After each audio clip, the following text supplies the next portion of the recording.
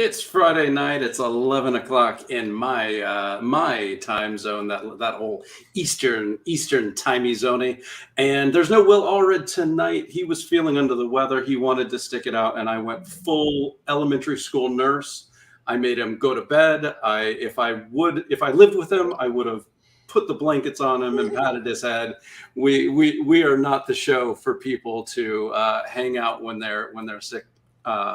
Because we want everybody to be better. Will, we love you. We want you better. And when we do our 30-second pitches, I'm going to take over Crossover Division because I love the book anyway, and I've heard him do the project.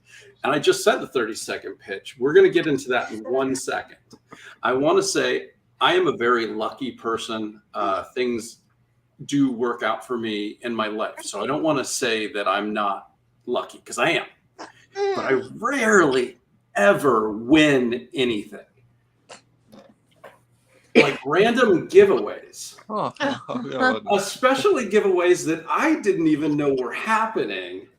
And I've been waiting for you guys to come back on to thank you for my amazing pop figure. No problem. So thank you. I backed the Kickstarter, and I fried chicken and revenge. I was in it for fried chicken and revenge, and I got a one-of-a-kind pop figure. So thank you. Are we doing anything like that for the new campaign? Not for this one. When we do the actual comic book version of it, we'll probably go a little more, all out on that one. But this one, we're just going to keep it relatively simple. All right. We're going to get into sultry slashers in a little bit, but I can tell you, back their campaign, you might get something you didn't even know you were going to get. So first of all, our rule is if pets or babies are on the show, we need to hear names and we need to hear about them. So can we be introduced to the little guy before we get started on the comics? Yeah, he has a lot to say. So this is Bowie Zeppelin. Hello. Well, if with musical name like that, he's got to have a lot to say. Oh yeah, he's shy right now. Well, Bowie, we are happy to have you. You pipe up whenever you want to, because you know what? In about 14 years, we're all going to be trying to sell you comics. Yeah. So we'll say that we gave you your start. You know what? We're on it. Let's talk 30-second pitch on sultry slashers. If somebody was coming up to you at a comic convention, what would you bring their attention to? I have two items, the sultry and the slashers. But what would you guys do? Well, it is about 5 slasher girls who are best friends, and usually you hear about the final girl. This time you hear about the villains, and this is actually the pinup book to introduce you to the characters that we want to do for the comic. Nice. All right. And Jason Copeland, we've got Full Tilt, which is not Kickstarter. It's a Zoop campaign. How would you get somebody's attention on this book if you were at a comic convention? Well, you just do the simple. It's Godfather meets the Warriors in the Blade Runner setting. Nice. All right. You have me at the Warriors. I love the Godfather, but as a comic book, I'm gonna wait. But once you throw the Warriors in there, I'm in there. And we've already talked about Broken Trident once, but we can't guarantee that somebody was here for issue 1 is back and vice versa. So how would you get somebody's attention on Broken Trident Day? So it's for people that are a fan of like fantasy lore. It's based off a D&D campaign that I ran a long time ago, and it's basically Janor, the main character, on a quest to figure out who destroyed his home world. Very nice. And I will take over for Will.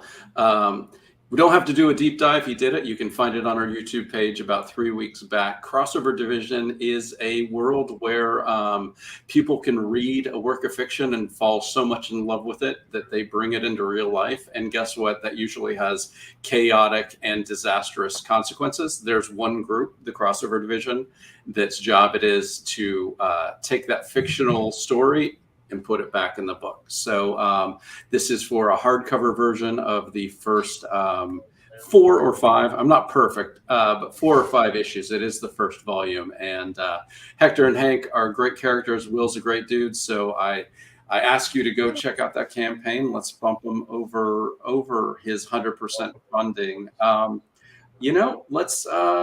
Let's go back the opposite way. Dave, can you share the screen for Broken Trident? We'll look at the campaign and do a little bit more of a deep dive on this.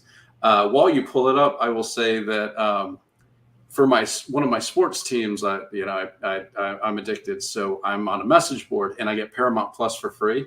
And tonight we watched Dungeons and Dragons. Damn, I wish I would have seen that in the movie theater. It was good. Did you guys for sharing the screen? Real quick. Uh-huh. Once I hit share screen, is it going to ask me which monitor I want? That's a great question. We're going to find out together. Right, so let's hit it and find out. I want the monitor with your buddy playing video games in the background. That's the monitor I want to see. All right, did that work? I think it did. There we go. Yep. Perfect. I'm on an ultra wide, so on that one. All right, let me pull up. All right. See, can you see it and everything? Yes, sir. So this is issue number 2.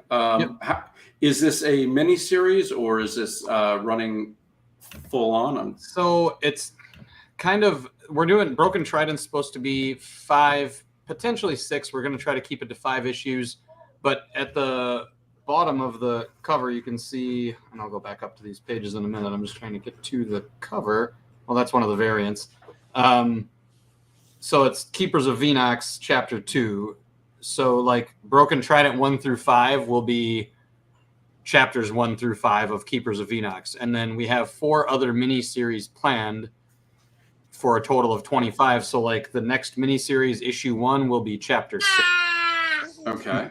So, and some of the characters will cross over. And like, for instance, the girl on the cover here, Sandara, she will get her own mini-series. I always forget which one we're doing next. I'm pretty sure hers is next. But yeah, so it is kind of a mini-series in a maxi series, I guess. No, that's interesting. And these characters sort of, do they overlap just slightly, or does it tell kind of a long-form narrative? It'll be more of a long-form narrative because like it'll be cohesive. Like at the end of Broken Trident number 5, it should kind of lead right into whatever series we start next. No, that's cool. Is it going to be the same creative team? Yep. Yeah. I mean, assuming we keep everybody. Yeah. Okay. Cross those fingers. Yeah. Yeah. As it sits right now, for sure. Okay. And as I'm looking at this, I realized that I think I forgot. Yeah. I forgot to put the main cover up here at the top of the page. So I'll fix that when we're done with the stream. It's always when you have, like I think it was, I'm wearing a Neil Gaiman shirt. I think Neil Gaiman said that no matter how many times you go through your book, when you get the final printed copy, you can open it up to any page and you will find the one typo you missed. So it's all number 1. Yeah. So it's always when you're looking at it and there's nothing you can do. But I have good news. You've got like 18 days to put that up. And so tonight that will be up. And we won't tell anybody. Right. We'll edit that part out.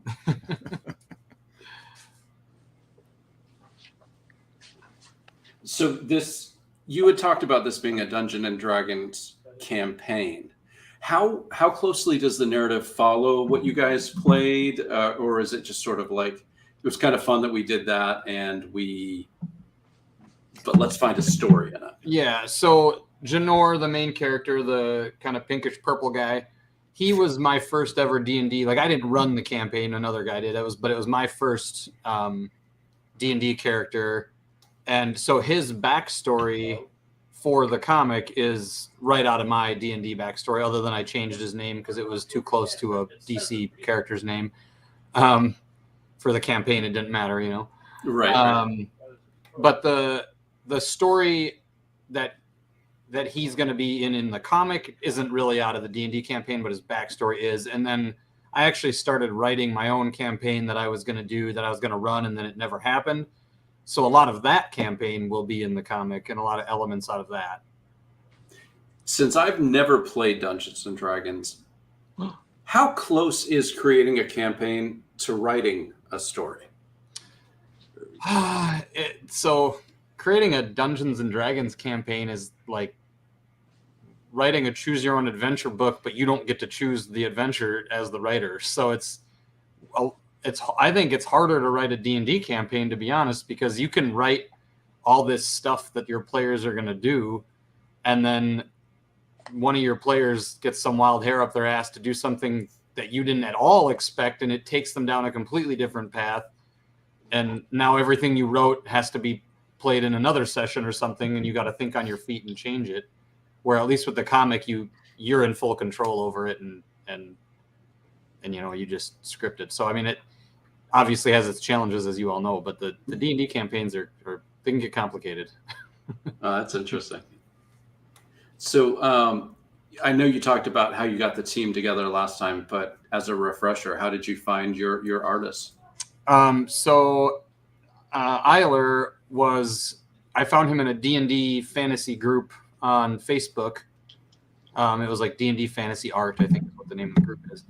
And we had commissioned him to draw our characters for that game. And then when I decided to write the comic, I first called Travis, my co-writer, editor.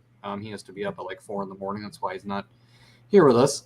Talked to him about it, and he was on board to co-write and edit and everything. And then I had sent a few feelers out to some groups for artists, but I had messaged Eiler directly because I already knew him, and just asked if he drew comics, and he said yes, and immediately sent me samples, which were some of the samples he sent me were How to Build an Army, that other campaign I was on your show about a couple months ago. And we liked his art right away, and I didn't even interview or talk to any of the other artists at that point. And then the other name on the book, Oliver Yellow, that's just essentially his assistant. Like, he's kind of an up-and-coming artist, so he's been helping him. And we did have Chris Beck, who's in the Comics Launch group as well.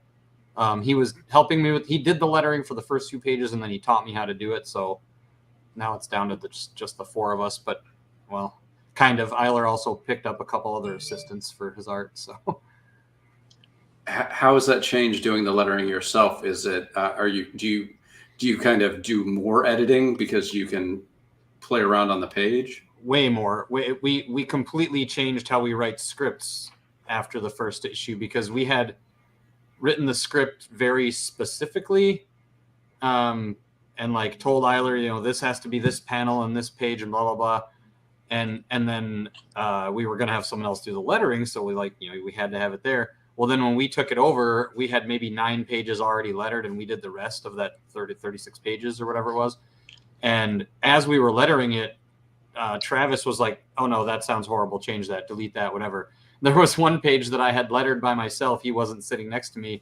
And like, it was in Broken Trident 1 where Janor and Zadrin are swimming back up to the surface, and it's like them in multiple spots on the page. And I had to get super creative with the lettering and like wrap lines all around them. And it was like half the page was lettering. And Travis read it, and he was like, "This is way too much text. Just get rid of all of this, and we're going to start over." And I was like, "Oh." Really wish you would have been here with me. Yeah. So now when we write the script, we just give Eiler like a description of what we want on the pages, and then we do like a very basic script of what they're going to say, the dialogue and things like that. And then as we're lettering the page, we kind of just edit as we go. It makes it a lot more fluid and easier that way, I think. I want to bring Jason in for a second. You write and illustrate Full Tilt. Do you letter it as well, or do you have a dedicated letterer on it? Troy Pateri is going to letter the book. Okay. Troy does DC and Top Cow. Marvel. He's a top notch guy. So so he's taking care of that. Although I was talking to like a couple hours ago, trying to figure out try to start lettering for myself. And talking about getting Affinity, and I'll have to mess around with that and see what can happen, because I understand the lettering. It's something that I think I would take to fairly easy. So it kind of makes sense for me to start doing it. But but for Full Tilt, it's Troy. Okay, and I'm stoked he's on it because he's fantastic. I just want to we don't get as many artists on here. We get writers. Will and I are writers, and often honestly, usually when we get a writers like you, where they've done the whole book, so we kind of like jump like, all right, so what does an artist think about this? Because it's a new and in comics pretty important perspective. When you look at a page as you're starting to thumbnail and illustrate, how much do you think of what the lettering will be as you're doing your planning? I'm very conscious of I wrote Full Tilt via dialogue because I was going to draw it. I don't really need panel descriptions or cues as to how they're reacting and that sort of stuff. It was all sort of in my head. So I actually just wrote it in dialogue and then broke it into panels.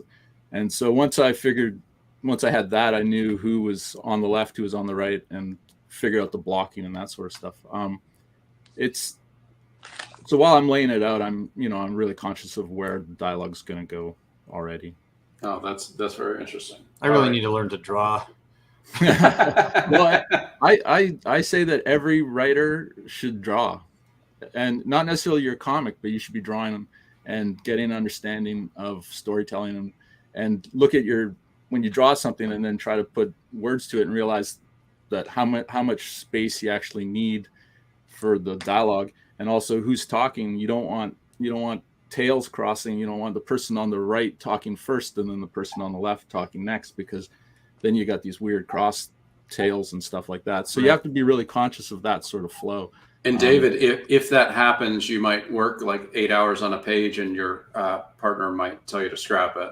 Exactly. Just letting you know. It can be time consuming if you're going down the wrong road. Right. I used to draw a lot as a kid. Me and Travis, the co-creator, we would draw quite a bit. I would, and at the time, the plan was at 12 and 8 years old. I was 12. We were gonna make a comic, at that age, and we drew a bunch of characters, and I was okay at it. They're in our video for the first Kickstarter. I actually pop up on the screen 2 characters that we had, and they're pretty bad. I mean, like I said, they're drawn by a 12-year-old. So I used to draw, and the whole goal was to learn how to do it in the comic book style. And then I realized that I was 18 and needed a job and go to college and make money, and I didn't keep up with it.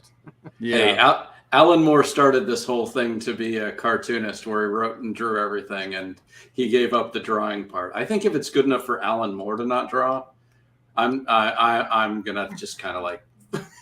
Yeah, I'll take that. But I mean, I do. My first draft of a script is really terrible thumbnails on a page, because I really don't understand the geography of the page unless I draw it on. But I then give the artist full, like, as long as the story is the same on this page, I don't care what you draw. And at this point, Ludo and I have. He knows he can just do what he wants, and then we just fix the narration and dialogue to fit what's on the page. Yeah. I was doing that in issue 1. I had a lot of really bad like stick figure drawings and squares on a page with little stick figures here and there. Just be like, this is what I want the page to look like. And now we've gained so much trust in Eiler that, and like I said, we kind of switched the way we're doing it. So it's alleviated me having to do horrible drawings on a piece of computer paper. Yeah. Oh, I don't show anybody these, by the way. I only showed Eiler and Travis. I don't even show the artist. I then type in what I think I might have drawn.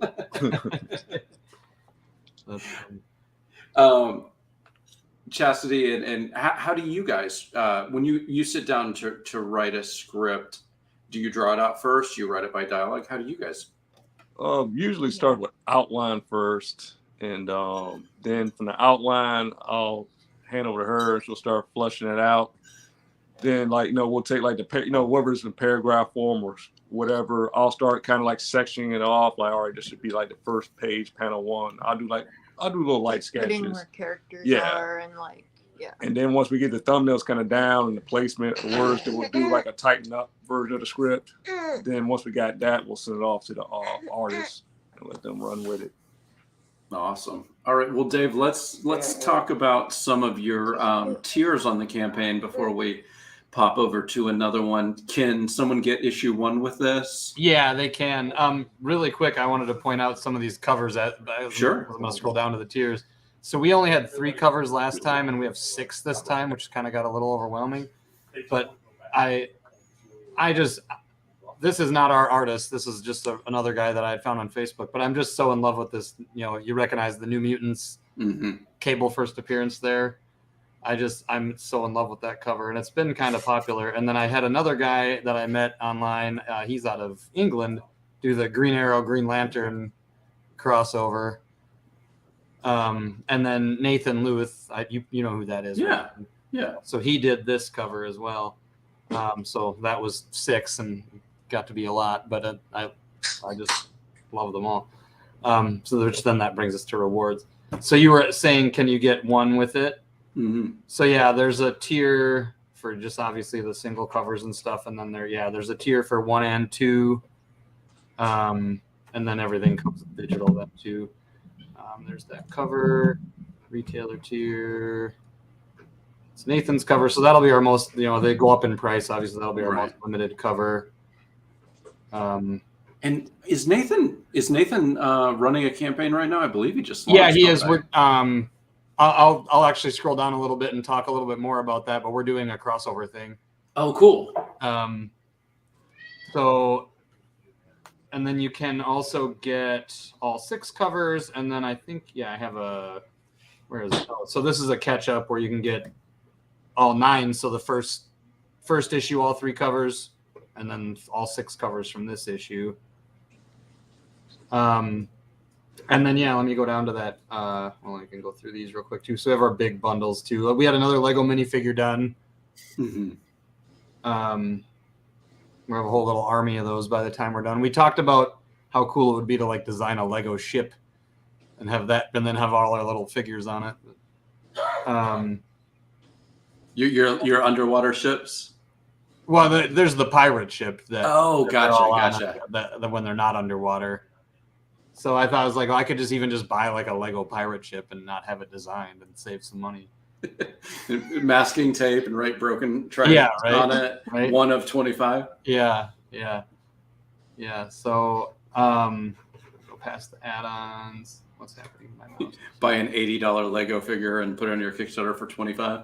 Yep.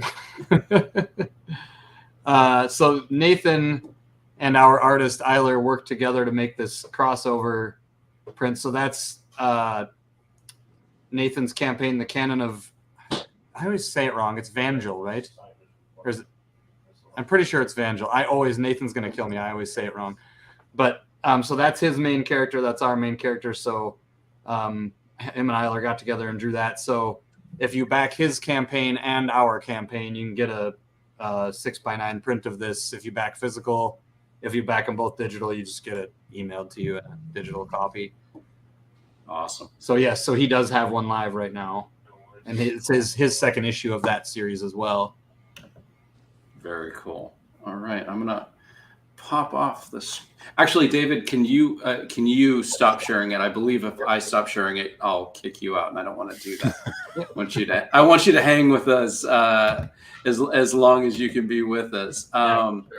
I think when we did the 30-second pitch, Jason, you were second. So I'm gonna pull up the banner of the Zoop campaign. So don't go to Kickstarter.com and put in Full Tilt. Go to zoop.gg/c/Full Tilt to check this one out. I want to give you a compliment, Jason. I think there's a question about how early we should be talking about our projects to make a crowdfunding campaign pop. Mm-hmm. And I think there's a question of talk about it the whole time you're working on it, get people excited, salivated, ready. And then there's a thought of people will forget. So just wait till 3 weeks before and let them know. And you've been talking on Twitter. This is the first time we've met, but I've been following you for a while. And you've been talking about Full Tilt the entire time I've been following you. Mm-hmm. I can tell you personally, I was so excited for this campaign to pop, because you have been so passionately talking about the process of the work, not necessarily what this comic is. You know, like, I'm doing this badass comic, I'm writing it, I'm drawing it, it's full tilt, it's, you know, double spreads. What, 200 pages, 300 pages? Like, it's 308. Yeah. 308 pages, and you've been talking about it, and I was time. so excited. And when this campaign popped, I mean, what, 20,000 in the first day? Is yeah, that? I think it was 26. I think. Yeah. So I'm not going to say that this is the answer of, do you talk about it the whole time or do you wait? But Yeah. I'm going to say that when you talk about if you're a creator watching this, when you talk about your project, talk about it with the passion that you're putting into the pages, because I am so excited to read this. And I was so excited to read this before I knew that James Powell had worked with you on it. And he could actually tell me, no, it is great. So you know, like, I've had creators say this book is so great, and I've backed it because the creator's into it. And 80% of the time it's a good book, and 20% of the time I'm super happy that their book got made. You know, it's not for me. But I have it on James Powell's, you know, solid oath that this is a great comic as well as you. So I think it was a great job talking about it. So where did Full Tilt come from in the recesses of your brain, and how long have you been thinking about it and working on it? Well, Full Tilt started about 10 years ago in my brain. But it wasn't until about 5 years ago that I decided that now was the time. I've been doing work. I had done a few things like individual issues of Marvel. I had done some Dread stuff at IDW. We did Kill All Monsters that went through Dark Horse. And so I was kind of just at a point where I could try looking for more work, or I could just take the plunge and write for myself. And so I'd been kind of thinking about this thing for a while, and just the timing was right. My wife kind of said, you know, now's the time. So I was like, all right, let's go. So that was 5 years ago. And I did a few covers for people, and I did an issue of Kurt Pierre's Olympia. So that kind of got a little bit of stuff, a little bit of cash that came in, but generally I was not making anything. And I was just focusing on this. So that's one reason why I was able to talk about it on Twitter all the time, because that's essentially all I was doing this book for the last 5 years. It's definitely a passion project, and it's a book that I'm really proud of. And just you talked about James Powell. We should probably just say who he was, or who he is. He's not dead. James Powell is. We hope. I haven't messaged with him in a day and a half. Yeah, he was well, super healthy yesterday. Yeah, I don't talk in absolutes generally. Yes. He was an editor. Well, he's a writer, and he was the editor for some of the Kill All Monster stuff. And so I've been friends with him for quite some time. And when it got to the point where I needed eyes on it to make sure I was going in the right direction, I hired James to look it over and give me some notes and that sort of thing. So I was very pleased when he wrote back and said that it was actually pretty good, because when that comes from James Powell saying that something is, it's pretty good, that's pretty solid. It actually means that it's good. It's beyond just it's okay. It's like he doesn't bullshit you. No, not at all. He's very tough. So when he was like giving me the thumbs up, I was like, oh, thank God. Like the last couple of years haven't been in vain.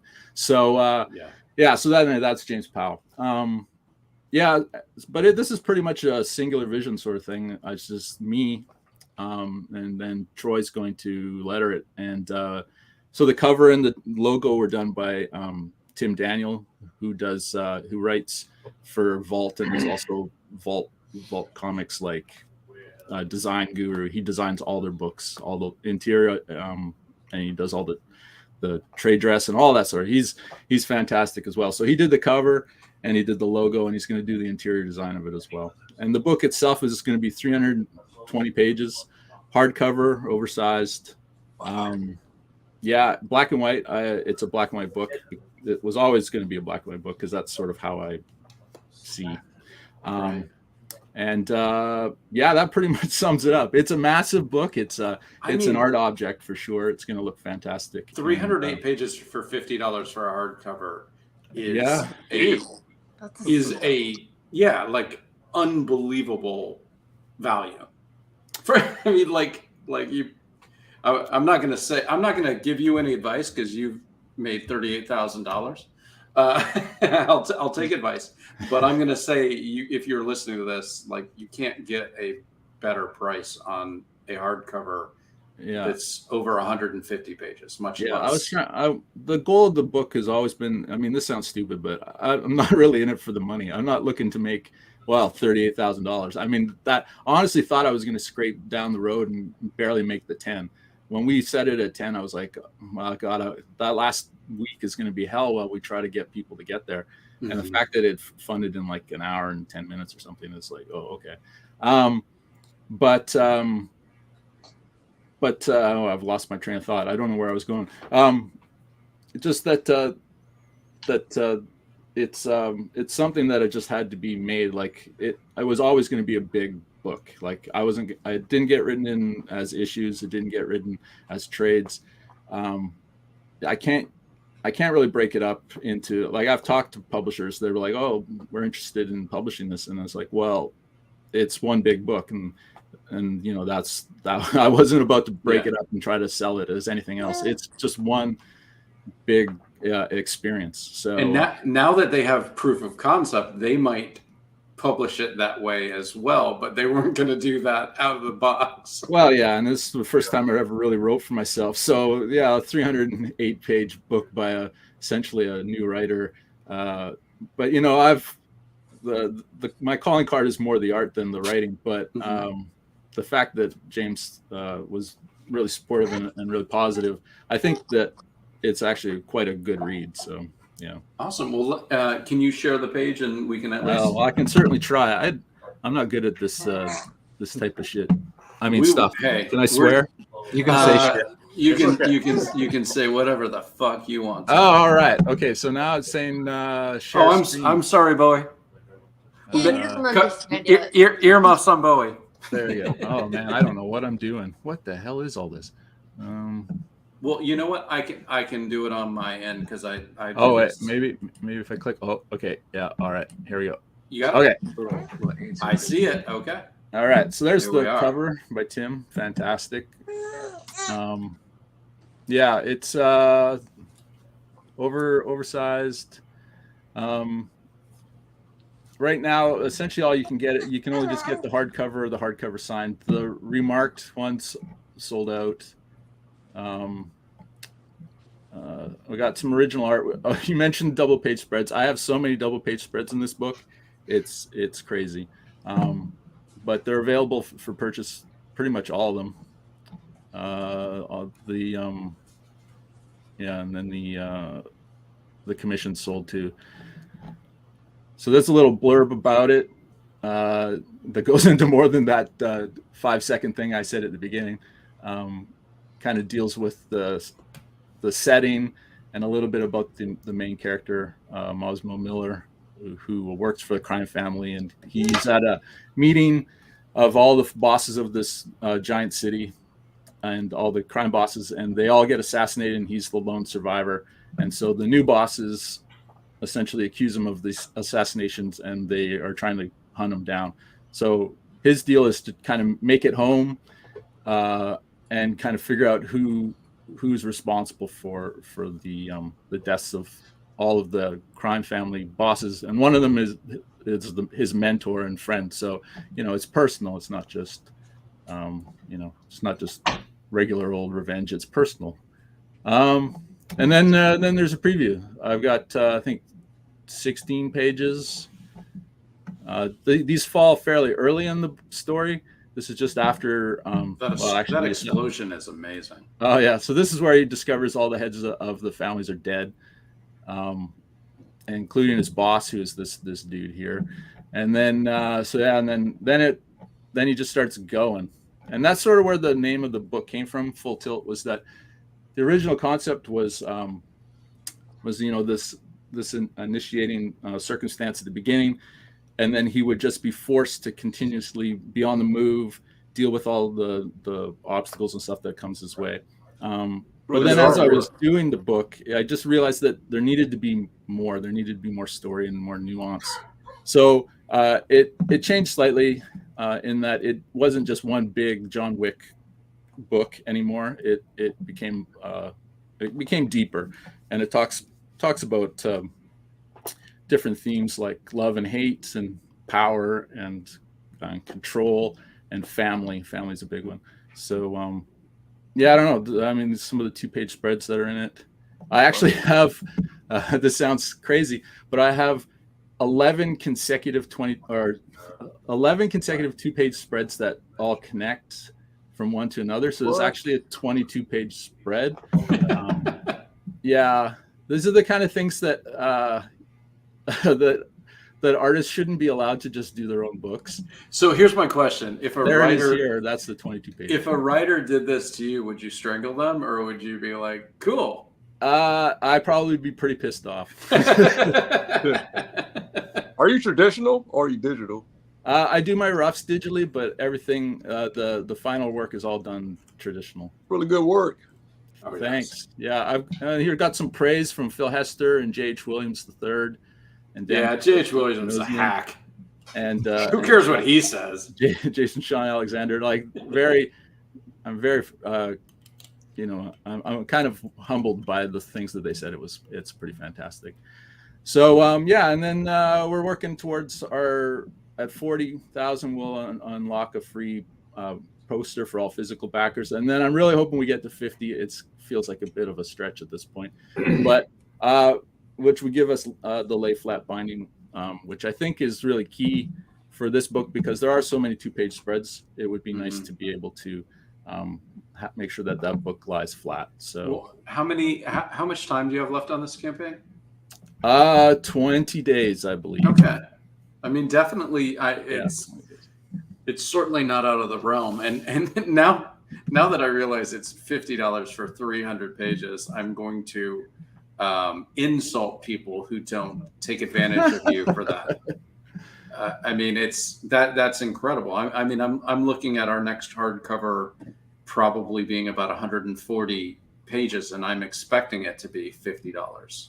Yeah, cover price. Yeah, the Zoop guys are the guys that are responsible for like finding the printer and stuff. Mm-hmm. So I don't know who they've gone with, but I was a little surprised that that we were able to price it at the price that we had it. So. Well, I did want to talk about that because we've had people. Will and I have exclusively used Kickstarter, but we're super happy that there's a lot of options because in this landscape you never know who's going to buy what and make what changes. I might be alluding to something, but that's okay. So yeah, I love Kickstarter. It's great. Some people use Indiegogo. Some people BackerKit now has crowdfunder. Zoop is out. I think Zoop started where they were sort of the shepherds of the project for creators, and everyone we've had on that's been Zoop has done it themselves. But you're letting them sort of manage the project. What discussions did you reach out to them? Did they reach out to you about using them? They reached out to me. Yeah. Okay. Yeah. Like you say, I've been kind of beating the drum on the interwebs there for quite some time. So a couple, the two guys, Eric and Jordan, they knew of my stuff, for the way that I've been talking about it for so long. So once I got to a certain point, and I probably said, "Gee, I wonder what I should do with this if I'm going to kickstart it." They reached out to me and we talked about it in advance. So yeah, they're doing a great job. And so you give them, all right, this book is going to be this many pages. Do you give them your dream book? Like, I'd love it to be hardcover. I'd love it to be this. I don't want it to be soft cover. How did those discussions go? I told them, they said yes. There wasn't a whole lot of discussion. What they want to do is like you say, shepherd in. They want to make sure that the book that I'm making is a book that I'm really happy with. That it's the book that I want to make. So When they asked me what it is that I saw for the book, I told them this is what it is, and they were like, "Okay, we'll check out and see what we can do about that." So there was never discussion about it being anything else.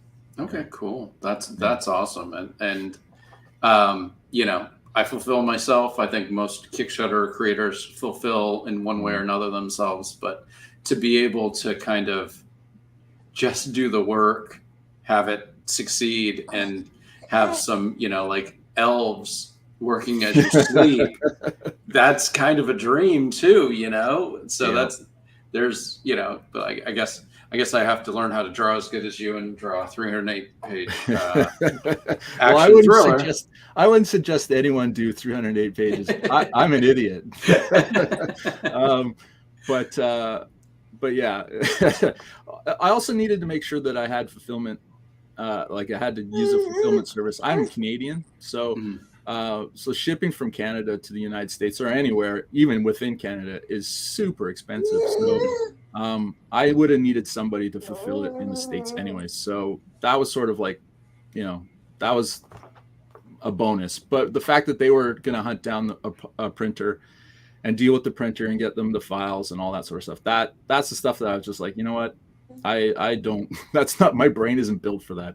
So you know, I'm more than happy to let those guys go do that for me. That's awesome. All right, you called yourself an idiot. I'd say 474 people are arguing against you.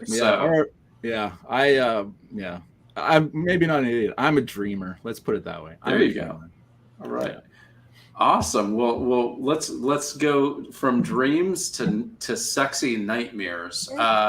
Chris and Chastity. So, where did sultry slashers come from? And Bowie, you can jump in whenever you want to. This is your time. It was just a joke. It started as a joke, like most things we come up with do. You know, we just wanted to do after the we want to take a little break from Rabbit and just do something a little more lighthearted. Not lighthearted, but a little easier, you know. Yeah. Plus, pinup book, we figured it's easier to produce because we don't got to write it. It's just doing, you know, illustrations. And in the meantime, we've come up with like this crazy story. And now I'm gonna be upset if I don't finish that one too. I have too many stories in my head. But we're horror fans. I'm a huge horror fan. That's kind of like, you know, again, my background's, you know, horror films and stuff. So we decided, you know, why don't we just do like you know, sexy parody versions of like our favorite slashers from the 70s, 80s, and 90s. You know, put it out there and see what people think. And then the book, the comic book is going to be like a comedy horror, kind of like Tucker and Dale. or so a full comedy, not like a Freddy comedy. Yeah, like a. It's very like self-aware. Gory for the fun of it. Yeah. Not gory for the evil. Like fun gory. Well, I'm gonna pull up the page so we can look at these sexy pinups while you talk about it, because why not? Here we go.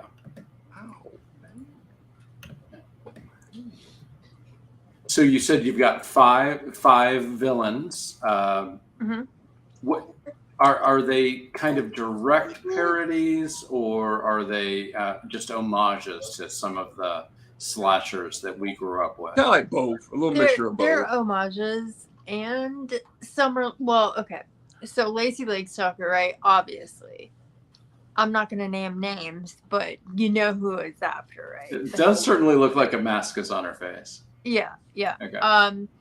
So anyways, like we did this little bio of them that would be kind of like you would find with like a pinup in a magazine, like likes and dislikes and hobbies and like all that stuff. And so you kind of get like a little feel for what the characters are. So like Lacey, you know, enjoys camping, really outdoorsy, and then adding in, you know, she likes to walk in a slow motion yet somehow at a fast pace. Like and that's kind of like what the book's gonna be like too, like little things like that. So Dollface is kind of like an antique doll person that likes Halloween and hates babysitters.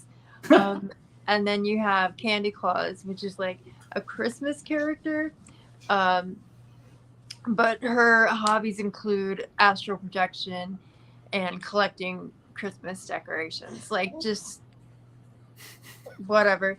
And then Whatever. and then Heidi, she doesn't say much of anything. She grunts a lot, eats meat, likes chainsaws. Gotcha.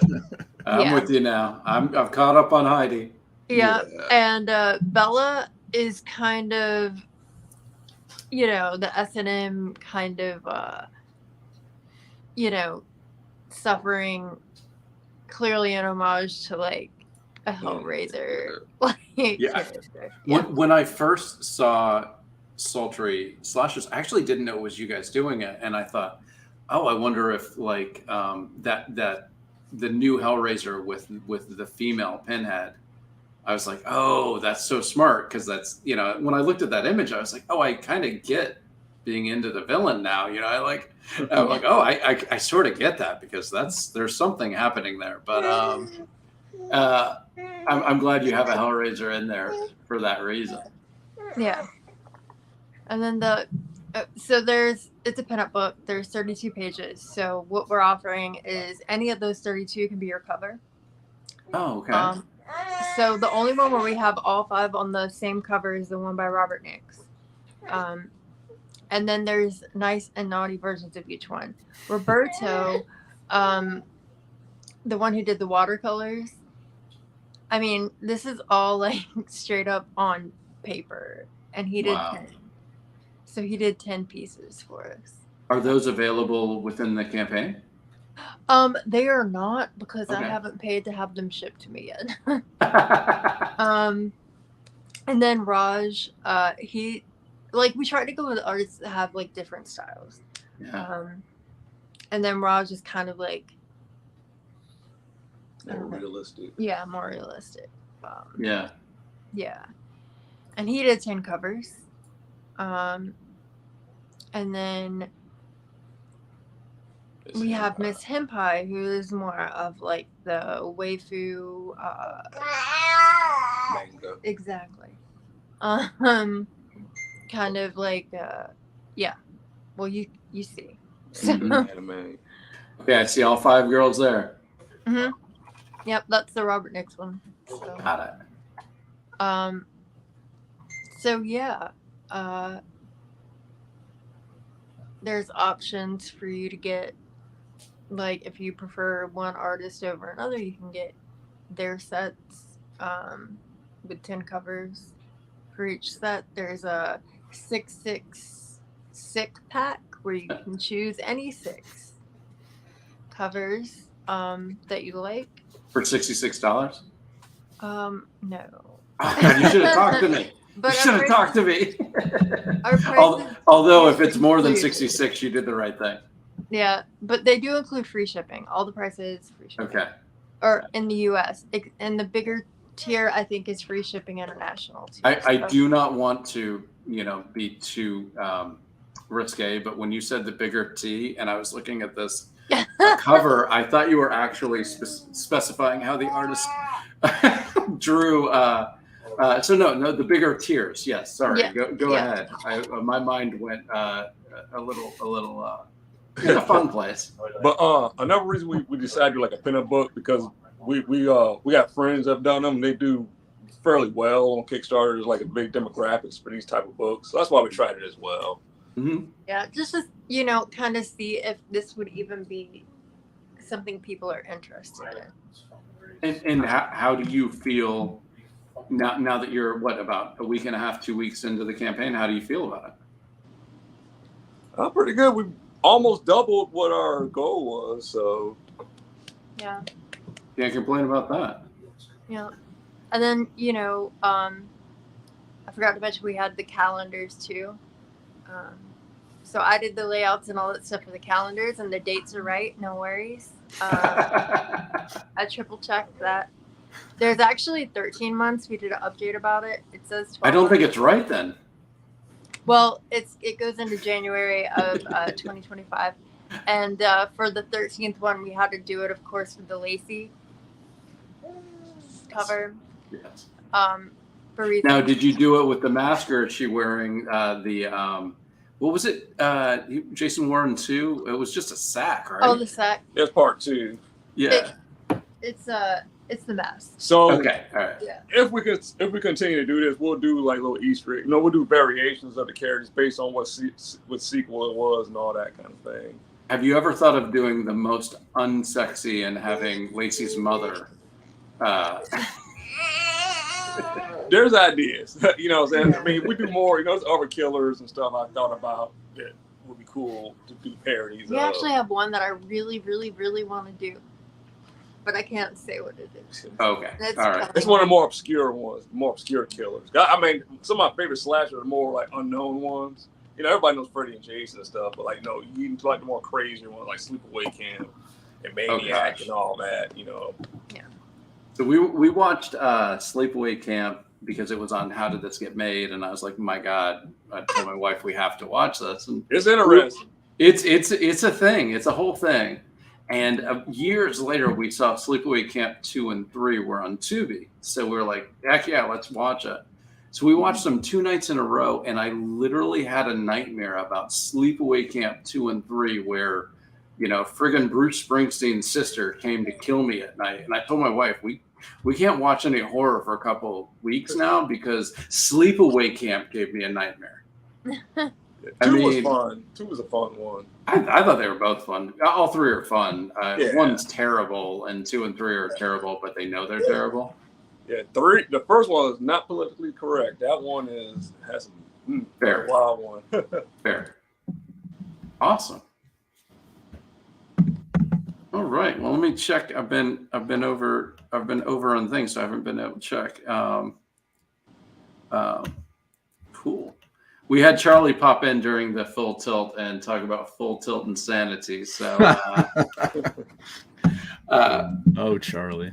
Yeah, he's the best. He's doing I think Comic-Con Revolution in Ontario, California today. So he's probably just sitting back trying to rehydrate after a day of comic insanity. So I don't know if you're still on, Charlie, but I hope it was a great day. I hope you had a blast and sold hell out of some White Acid and some Clarion. Well, Dave said his dog was at the door and he had to go away. So we're not going to cut it out until he can get back. But it's almost midnight at my time. So we're going to cut it. And I'm going to thank everybody for coming and talking. It was a blast to hear about all the campaigns. Dave, before we go, just in case someone came in, if Charlie missed the 30-second pitches at the beginning, Dave, if Charlie Stickney was walking past your booth, besides saying, "Hey, you're that guy," I would be in awe that I was meeting Charlie Stickney. Absolutely. So how would you tell him, and everybody, as specific to Charlie as you can, because we're going to put him on oh, God, you're going to put me on the spot. How would you sell Charlie Stickney Broken Trident? Oh, God. I think I'd just stick with my normal pitch because I don't even know where to begin there. I'd be like a fangirling out. But yeah, just if you like, pirates. Listen, guys, I just want you to know, Charlie Stickney is more afraid of you than you are of him. Good to know. Yeah, if you like pirates, fantasy lore, Dungeons and Dragons, Aquaman, things like that.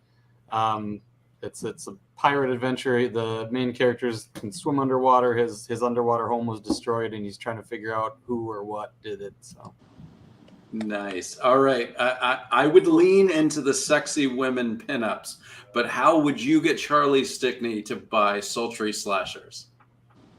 Love horror from the 70s, 80s, and 90s. Or you want a more like sexy pinup version? Check it out. Nice. All right, and let's get some Full Tilt insanity. Charlie, how would you get Charlie Stickney's butt to buy a 308-page hardcover for $50? And I think I kind of said it. Yeah, I don't know if I tailor my pitch to Charlie any differently. Buy my book, motherfucker. There you go. Nice. That's what I was looking for.